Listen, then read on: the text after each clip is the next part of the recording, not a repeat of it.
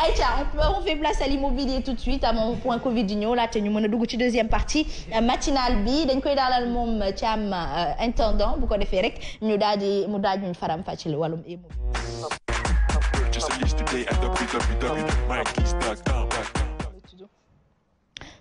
Aïcha mi ngi noonu immobilier rationalisation foncière des emprises aéroportuaires et côtières invité je rappelle monsieur Seydina Issa Laye mu nekk doom ca ñetteelu xalif kii di suñu maam Baye Seydi Laye kon nag ñu fas yéene rek daal di la jox lenge yi. Voilà donc Asma comme ni nga ko waxee. ñu war a dugg ci immobilier tey ci rationalisation des emprises côtières et aéroportuaires parce que dafa am solo te ku wax immobilier wax urbanisation plutôt ku wax urbanisation wax économie wax suuf voilà donc loolu yëpp rattaché wu ci économie ak ci développement socio-culturel wala économique du réew moo gis ci àdduna ba tax na déggoon nañ fan yële le chef de l'État def ci benn ci discours am wax ne dana bokk na ci li ñuy xeex joxe ay instructions ay directives parce que y a tellement de bradage sur le plan foncier il y a des spéculations des spoliations à n'en point finir donc tey le prétexte a été choisi n'est-ce pas pour inviter fi kenn ci doomu Yoff di yor ñaari casquette waaye di kilifa diine mais aussi di doomu Yoff en tant que citoyen ñuy xeex loo xam ne nii aussi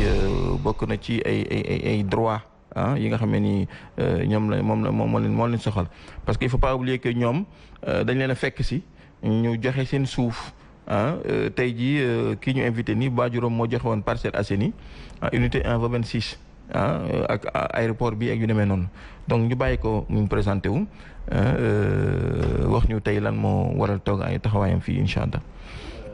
salaamaaleykum wa rahmatullah. Asma soxna Xaadim Pape Alxasan ñu ngi leen di ziar bu baax Serigne Xaadim li nga wax lépp dëgg la. defe naa duñu ci dellu parce que mbir la moo xamante ne damay wax ne adduna bi yëpp teg nañ ci seen bët. ci li xaw ci aéroport bu Yoff ñun nag mouvement lañ boo xamante ne ñu ngi tudd mouvement des associations pour la défense des intérêts de Yoff yàgg nañu xeex ñun nga déggoon ba nga xamante ne samp nañu temple fii ci rond-point Yoff bi di fa jaamu ay xërëm ñoo taxawoon dem dindi ko CM bu Yoff bii ngay dégg am na lenn ci ñu ñuy wax ay ndoom bi tànk demoon nañ daggate ko ba lotissé ko di ko jaay ñu dem récupérer ko nangu ko murer ko dugal ko ci CM bi tey ba ñu tudde ko lycée ñun ñoo doon def loolu man mii di wax ak yow ci problème boobu mën naa wax ne suma casier judiciaire bu yàqoo ci foofu la yàqoo ndax loolu moo mus a tax ma dem tribunal mais jaral na ma ko ndax askanu Yoff barki dem ba dégg ngeen bi ñuy murer centre aéré bu Yoff ba tëj ko ñun ñoo dem ñu dindi ko. tout à fait. ak yeneen ak yeneen ak yeneen maa ngi lay wax fi ñu toll ci li ñu jot a xaymagum ci Yoff dëkku diine bu maam Limaamu Laay dëkk di yonent sallallahu alayhi wa sallam wooteem bu rëy ba fi may waxe ak yow ñun li ñu xaymaagum 215 bar ak auberge ak boutique yuy jaay sàngara mu ngi fi te bind nañu leen tontu wuñ ñu ñun dañu jug pour lépp loo xamante ne dafay ñaawal dëkk bi nga xamante ne bu yàqoo ñu tudd suñuy maam bu rafetee ñu tudd suñuy maam kon ñun ñi nga xamante ne ñooy njabootu Seydina Limaamu Laay alayhi salaatu wassalaam war nañu taxaw dëggal suñu bopp jëflante ak képp koo xamante ne jug na ngir tilimal dëkkam bi parce que bu ñu fi reyee nit dañuy wax dëkk bu sell ba dëkkub Seydina Limaamu bu ñu fi violé nit loolu la ñuy wax kon war nañu taxaw ratisser dëkk bi mu tolloog doyo ak teddanga gi ko yàlla jox te loolu nag ñu ngi ci interpeller le président de la République son excellence monsieur Macky Sall. boobu ba léegi ñu ngi wax ak moom wuyuwuñu. ba tey jii jamono yi ngay dégg li xew ci aéroport bu Yoff. aéroport bu Yoff bi. dafa nekk moomeel goo xamante ne suñuy maam ñoo ko moomoon. li may wax mu ngi tollu woon ci 1943 la ko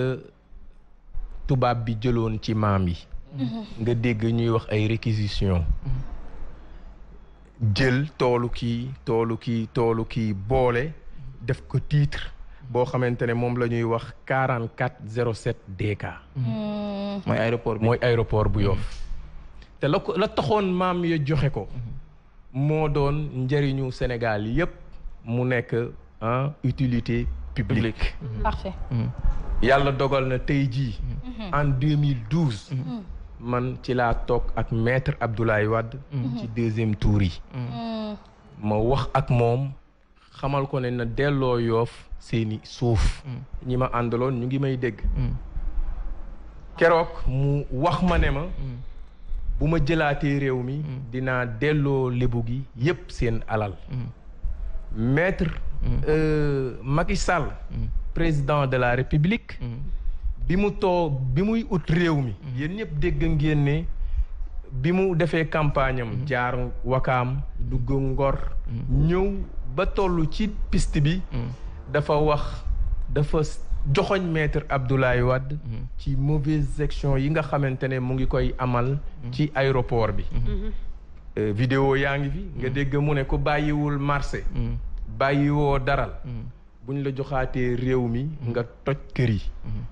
kon ëpp na ñu koy bàyyiwaat muy ñëw maître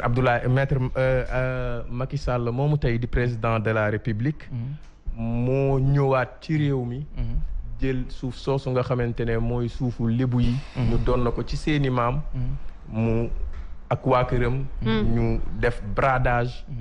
di ko jox ku leen neex dégg nga fi benn soxna soo xamante ne ci këru diine gu mag la ne jox nañ ko fa ay hectares ki ngeen dégg léegi ñu wax ne dañu sàcc xaalis ci këram Farba Ngom nee nañ ay 60 hectares lañ ko fa jox xoolal ñun ñi nga xamante ne boo duggee Yoff ndenaat bu amoon fu fa doon tàkk auto sapeur mënul dugg ci yàlla kon ñun soxla nañu caserne te muy dëgg kon amu leen caserne amuñu caserne soxla nañu sapeur soxla nañu police soxla nañu lycée fi may waxee ak yow ca Yoff lu plus de 200 et quelques handicap mu nga fa amuñu maison mën nañu lim lu bëri ci loo xamante ne am na Yoff ba pare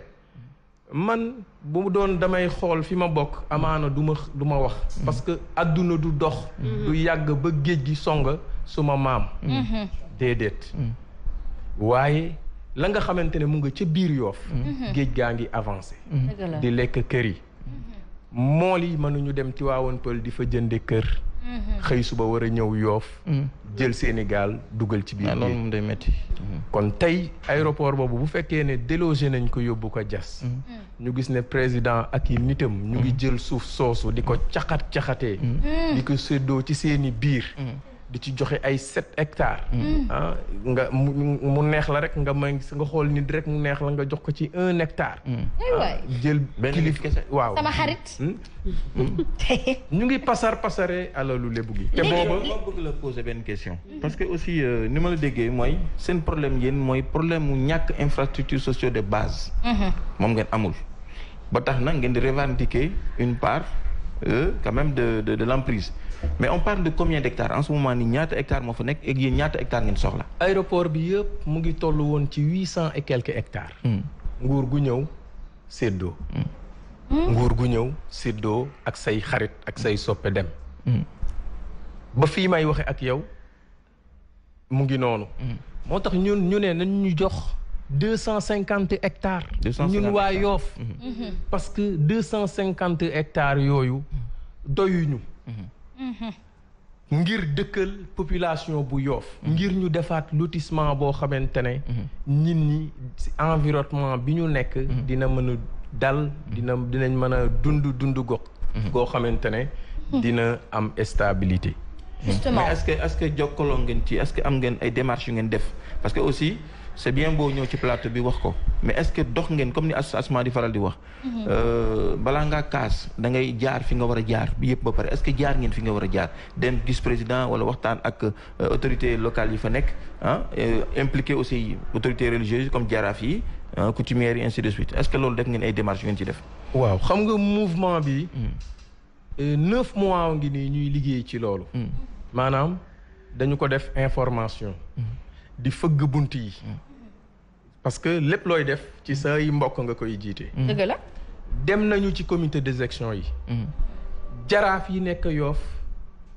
da ngay gis ay ñaari jaraaf. ñaari saltige ñaari ndey ji réew. wala ñaari frère mais bu ci nekk dem nañu ci yow. waxtaan ak yow wax la li xew ci aéroport bi. rapport yi ñu ngi fi. nombre personnes yi doon dem ñu ngi fi heure ba ak la ñu tontu yëpp mu ngi ci ba ci président APEXI. newu fi woon waaye mu ngi woon Amérique mais keroog dañu teg baaf muy communiquer ak ñun di wax ak ñun. léegi lan ngeen fa jëlee